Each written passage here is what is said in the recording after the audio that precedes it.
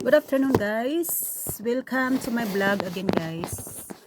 So, we are now just at home. Saglit lang mga ma'am and sir.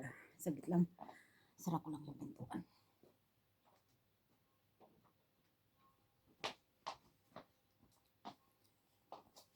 Welcome, guys, again to my channel, guys.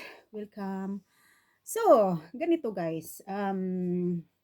Sa ating lahat, tayo ngayon ay nasa bahay kasi day off natin ngayon sa trabaho. So, nasa bahay naman tayo ngayon. So, hello guys at kumusta kayong lahat? I hope na nasa mabuti kayong kalagayan at siyempre happy, di ba? Happy lang at kailangan busog tayong lahat. Siyempre, di ba? Dahil nga Sabado ngayon, so nasa bahay lang tayo. So, pag-usapan na lang natin muna yung mga bagay-bagay na mahalaga sa sarili natin at siyempre sa ating family, ganyan, kaibigan, kakilala at sa mga taong nakakasalubong natin araw-araw at sa mga taong nakakasama natin araw-araw. So, ngayon guys, ganito is kasi kaya gusto ko talagang pag-usapan natin itong mga nangyayari ngayon, yung lalo na sa sa sa magkakapatid na mga Barreto sisters, sila Gretchen, Marjorie at Claudine Barreto. Kasi yan guys is grabe noon kasi talagang lagi kong pinapanood yan si Gretchen, tsaka si Claudine. Kasi 'di ba noong 90s is hindi pa uso yung Facebook, FB at saka yung mga YT na yan at saka kung ano pang mga social media. So ngayon, dahil ako'y mahilig talaga sa mga artista guys, kahit sinong tanungin, lahat mahilig, sobrang mahilig talaga ako. Pero hindi ko naman pinapabayaan yung sarili kong buhay. Siyempre yung sarili kong trabaho, ayan. Kasi importante naman ganun, 'di ba? Sabi nga is, 'di ba ang kailangan talaga natin is kumbaga yung buhay natin araw-araw is number one is kailangan magtrabaho tayo, siyempre para kumita, 'di ba? Yun yung number one doon. So, yun naman yung kailangan natin, yun naman yung ginagawa talaga natin. So, ngayon guys, dahil nga sa nangyari dyan sa Barreto Sisters, so talagang nakarelate din ako at saka talagang, kumbaga,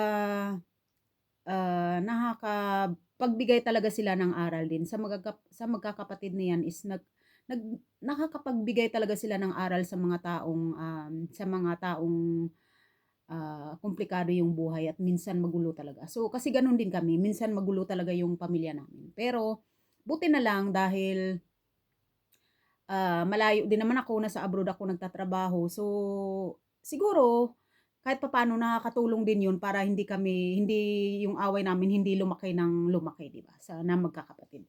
At saka siyempre yung minsan mga pinsan din, siyempre hindi naman maiwasan na lahat naman minsan nagtatampo ka, 'di ba? Yung minsan kumbaga may mga oras naman talaga na hindi natin maiwasan na kunting salita lang is nakakapag-trigger 'yun sa atin, 'di ba? So, dahil nga tao lang tayo, no?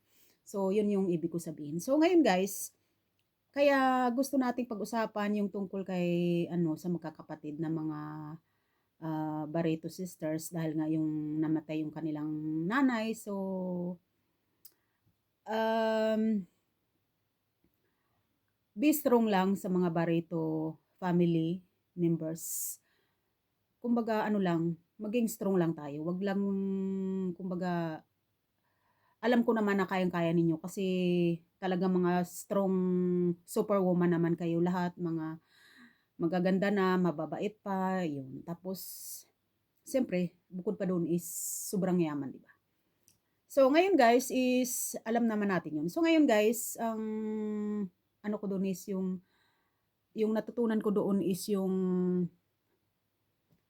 pagbabati, 'di ba? Magbati-bati sa kahit anong gulo na nangyayari, kailangan magbati talaga. Kahit man lang sa 'pag nagkasakit yung magulang or mas maganda 'wag na lang hintayin na magkasakit ang magulang, kundi dapat bago magkasakit ang magulang, dapat nagbabati-bati na para sigurado na kumbaga para sigurado na tahimik yung ano nila, yung pagkaalis nila sa mundong ito. So, kasi gano'n kami nung namatay si tatay, lahat naman kami nag-usap-usap na magkakapatid. So, meron din kaming tampuhan pero nung namatay si tatay nung April, nagbati-bati din kaming lahat, nag-usap-usap, tapos yun, pinag-usapan namin kung anong dapat maganda at kung anong gagawin namin magkakapatid at mga pamangkin, mga apo para laging positive at forgiving na dapat hindi nagdadala ng sama ng loob. So, kaya dun yung natutunan, yun yung natutunan ko. At yun din yung sinasabi ko sa mga anak ko, tsaka sa mga siyempre kaibigan, kamag-anak, kung sinong pwede na ma maano bigyan ng good advice at moral support para hindi tayo laging judgmental. Huwag tayong mag-judge sa isang tao na mahina, sa isang tao na medyo alam mo yun. Kasi minsan naman hindi naman palagi tayong malakas ang loob, hindi naman palaging matalino tayo, hindi naman palaging andyan agad yung solusyon sa mga kunting problema, 'di ba? Gano'n naman kasi tao nga lang tayo, 'di ba? Dapat mauntog muna tayo ng paulit-ulit bago tayo matuto sa buhay.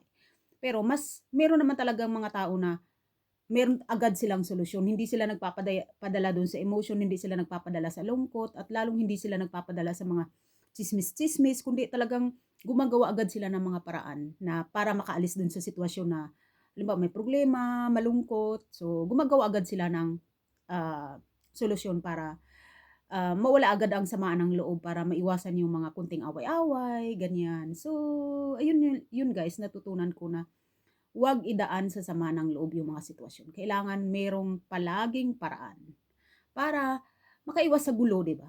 At siyempre iwas ano din, controversial at kung ano-ano pang mga paninira diyan. 'Wag nating pansinin 'yun. 'Wag nating bigyan ng panahon ng mga negative, kundi palagi lang tayong positive at lagi lang tayong look forward at keep busy. Kailangan lagi tayong may trabaho, lagi tayong kumikita para mas makaiwas tayo dun sa mga kunting sama ng loob at makaiwas tayo dun sa para mas makaipon siyempre at para mas malakas yung ating paniniwala sa sarili natin na laging positive lang at